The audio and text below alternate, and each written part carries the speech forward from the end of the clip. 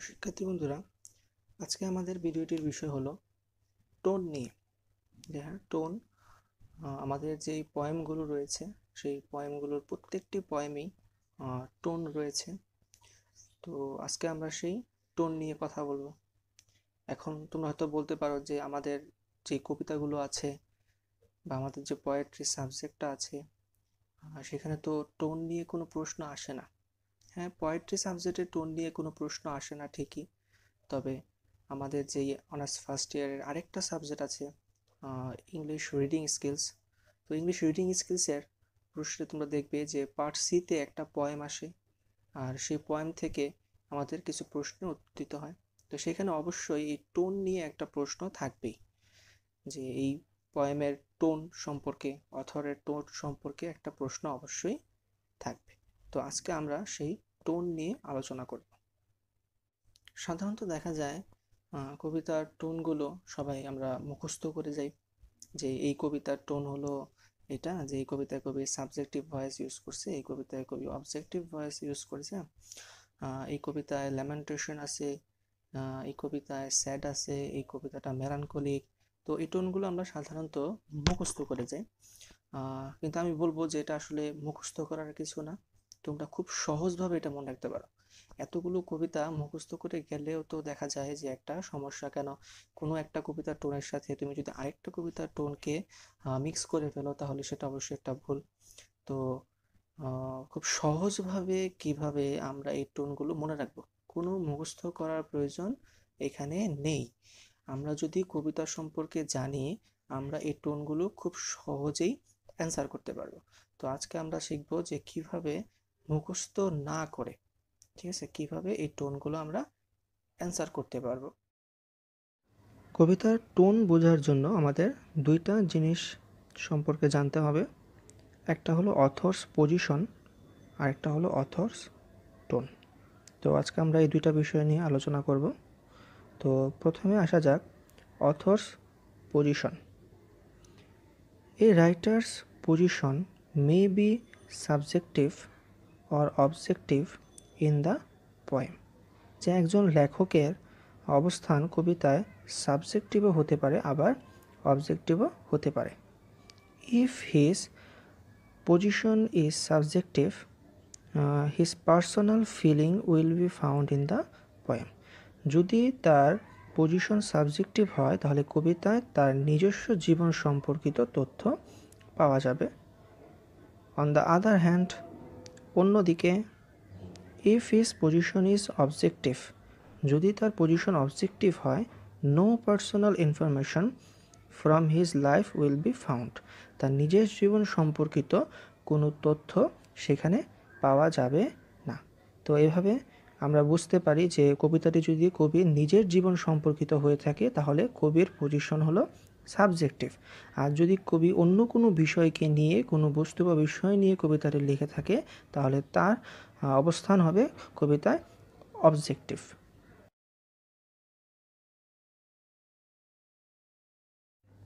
Authors পজিশনের পরে আমাদের যেই জিনিসটি সম্পর্কে জানতে হবে তা হলো অথর্স টোন। যে কবি কবিতায় কী ভাব প্রকাশ করেছেন সেটা হলো অথর্স টোন। এ রাইটার্স টোন মেবি, একজন লেখকের টোনটা কী রকম হয় বা হতে পারে। নাম্বার 1, প্যাশনেট অ্যান্ড স্পিরিচুয়াল, শিখে এখানে কোনো আধ্যাত্মিক চেতনা নিয়ে এসেছে, গডের সাথে তার রিলেশন বোঝাচ্ছে। নাম্বার 2, জয়াস অ্যান্ড প্লিজেন্ট অথবা হ্যাপি, শিখে এখানে আনন্দ বোঝাচ্ছে। নাম্বার 3, আইরনিক অ্যান্ড সিরিয়াস, শিখে এখানে সিরিয়াসভাবে কোনো তার ভাগ্যের জিনিস বোঝাচ্ছে।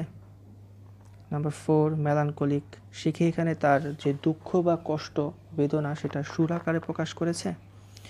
নাম্বার 5, সিরিয়াস অ্যান্ড ফিলোসফিক, সে কি এখানে সিরিয়াস কোনো বিষয় নিয়ে জীবনের কোনো ফিলোসফি প্রদান করেছে।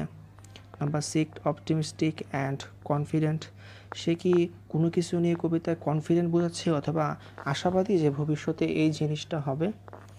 নাম্বার 7, স্যাড অর ল্যামেন্টেশন, সে কি তার দুঃখ প্রকাশ করছে, সে কি তার কোনো কিছু না করতে পারার অভিলাষ প্রকাশ করছে, তাহলে স্যাড অ্যান্ড ল্যামেন্টেশন।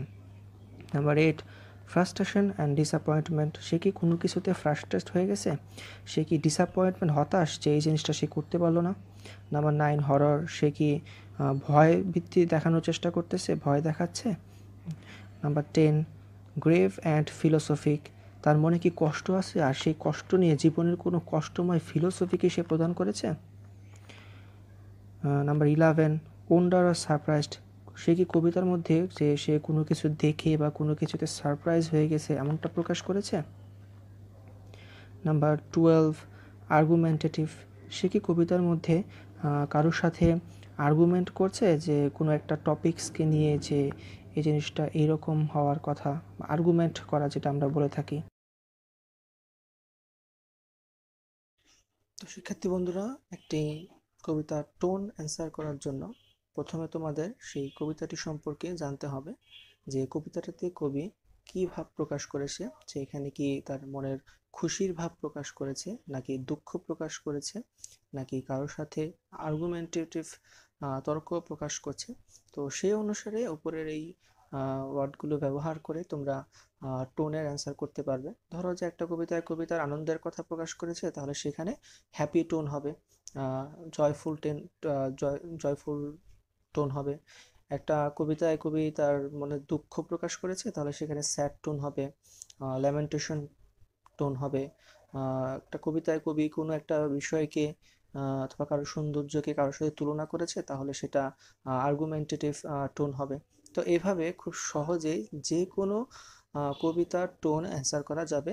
মুখস্থ করে রাখতে হবে না যে এই কবিতার টোনগুলো কি, আমরা কবিতার ভাবটা জানার মাধ্যমেই ধরে ফেলতে পারবো যে কিভাবে এই কবিতার টোনটাকে আমরা বের করব, সেটা আমরা নিজে নিজেই করতে পারবো, মুখস্থ করার কোনো প্রয়োজন নেই। উদাহরণ হিসেবে এখন আমরা আমাদের পোয়েট্রি বইয়ের কিছু পোয়েমের টোন নিয়ে আলোচনা করব। এগুলো থেকেই আমাদের ইংলিশ রিডিং স্কিলসের পার্ট সি এর কবিতাগুলো কমন পড়ে যায়। Ode to the west wind, যে এই কবিতায় কবি কী করেছে, তার কষ্টকে ভুলানোর চেষ্টা করছে, সে আশাবাদী সে তার সব কষ্ট ভুলাতে পারবে। তো এই কবিতার টোন হলো অপটিমিস্টিক। নাম্বার 2-এ দিয়ে দেওয়া আছে দ্য প্যাট্রিয়ট। এই কবিতায় কি হয়, যে কবি যখন একটা সময় তার বাড়িতে যায়, তখন তার শহরবাসী খুব খুশি থাকে, কিন্তু এখন খুব দুঃখী, এবং সে আশা করতেছে যে মানুষের যে ভুল ধারণা সেটা একদিন ভাঙবেই। তো এই কবিতার ভিতরে কি আছে, হ্যাপি আছে, স্যাড আছে, এবং সে যে আশাবাদী সেই অপটিমিস্টিক টোনটা এখানে আছে। আমাদের যেই 3 নম্বরে এক্সাম্পলটা আছে, আই ওয়ান্ডার্ড লনলি, অথবা এটাকে আমরা বলি ড্যাফোডিলস। যে এই কবিতায় কি হয়, কবি কতগুলো ড্যাফোডিল ফুলকে দেখে যারা আনন্দে নৃত্য করতেছিল, তো সেটা দেখে কবি নিজের মনেও আনন্দ হয়, এবং সে তার জীবনের সেই আনন্দ খুঁজে পায়। তার এমন মনে হয় যে তিনি নিজেও ড্যাফোডিলের সাথে নৃত্য করছেন। তো এখানে কবি যে আনন্দ, হ্যাপি, জয়াস সেটা প্রকাশ পেয়েছে, এবং তার জীবনের নিয়ে এটা লেখা, তো এখানে সাবজেক্টিভ ভাব প্রকাশ পেয়েছে। নাম্বার 4-এ আছে প্রেয়ার ফর মাই ডটার। তো কবিতাটিতে কবি তার মেয়ের ভবিষ্যৎ নিয়ে চিন্তা করে, যেখানে তার মেয়ের সাথে কী কী হবে। তো কবিতাটি আশাবাদী এবং তার নিজের জীবনের সাথে জড়িত, এই কারণে কবিতাটিকে সাবজেক্টিভ টোনও দেওয়া আছে। Number 5, the good morrow. যে কবিতায় কবি তার ভালোবাসার মানুষের সাথে যে আর্গুমেন্ট সেটা করতেছিল, তাছাড়া সে খুব সারপ্রাইজড তার ভালোবাসার মানুষকে পেয়ে, এবং সে খুব বিষণ্ণ যে আগে কেন তার সাথে দেখা হয়নি। তো এই কবিতার টোন হলো wonder, surprised and argumentative. Number 6-এ আছে টু ড্যাফোডিলস। তো কবিতাটিতে কবি ড্যাফোডিলস ফুলের যেই ক্ষণস্থায়িতা সেটাকে মানব জীবনের সাথে তুলনা করেছেন, যে মানব জীবনও ফুলের মতোই খুব ক্ষণস্থায়ী। তো এখানে কবি দুঃখ ভারাক্রান্ত মেলানকলিক টোন ব্যবহার করেছেন। নাম্বার 7 হলো শেল আই কম্পেয়ার দি। তো এই কবিতাটিতে কবি তার প্রিয় মানুষকে নিয়ে আর্গুমেন্ট করছে, যে তার যে বন্ধুটি সে তার সৌন্দর্য কোনো দিনই শেষ হবে না, তার সৌন্দর্য গ্রীষ্মর থেকেও বেশি। তো এখানে কবি তার ভালোবাসার মানুষকে আর্গুমেন্ট করছে, আর যেহেতু তার নিজের জীবনকে নিয়ে, তাই এটা subjective tone. Number 8, how do I love thee. তো কবিতাটিতে confused, argumentative and confident tone ব্যবহার করা হয়েছে। কারণ কবিতাটিতে শুরুতে বোঝা যাচ্ছে যে তিনি কনফিউজ যে কীভাবে তার ভালোবাসার মানুষকে ভালোবাসবে।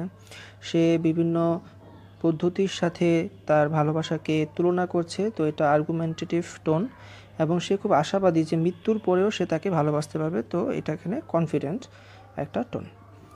9 আলিসেস কিং আলিসেস, তো এখানে ফ্রাস্ট্রেশন, ডিসঅ্যাপয়েন্টেড, সেট, এটা হলো ড্রামাটিক মনোলগ টোনে অবস্থিত। যে কিভাবে যে এখানে রাজা তার জীবনে ফ্রাস্ট্রেশনকে তুলে ধরছে, তার যে ডিসঅ্যাপয়েন্টমেন্ট, ঠিক আছে, তার স্যাড ভাব, এটাকে একটা ড্রামাটিক মনোলগের মাধ্যমে তুলে ধরেছেন। তো কবিতাটি যে একটা ফ্রাস্ট্রেশন, ডিসঅ্যাপয়েন্টেড টোনে অবস্থিত। নাম্বার 10 অন হিজ ব্লাইন্ডনেস, এখানে কবি তার নিজের চোখ হারানোর যেই দুঃখ সেটা প্রকাশ করেছেন। সে কিভাবে এখন তার যে পোয়েটিক গুণ সেটা দিয়ে কীভাবে গডকে সার্ভ করবে সেটা বোঝানোর চেষ্টা করছে। তো এখানে তার ল্যামেন্টেশন টোনটা ব্যবহার করছে, যেহেতু তার জীবনে, তাই এখানে সাবজেক্টিভ টোনও ব্যবহার হয়েছে। তো এই ভিডিওটি নিয়ে যদি তোমাদের কোনো প্রশ্ন থাকে তাহলে অবশ্যই কমেন্ট করে জানাবে। আর ইংলিশ লিটারেচারের বিভিন্ন ক্লাস পাওয়ার জন্য এখনই আমাদের চ্যানেলটিতে সাবস্ক্রাইব করে রাখো।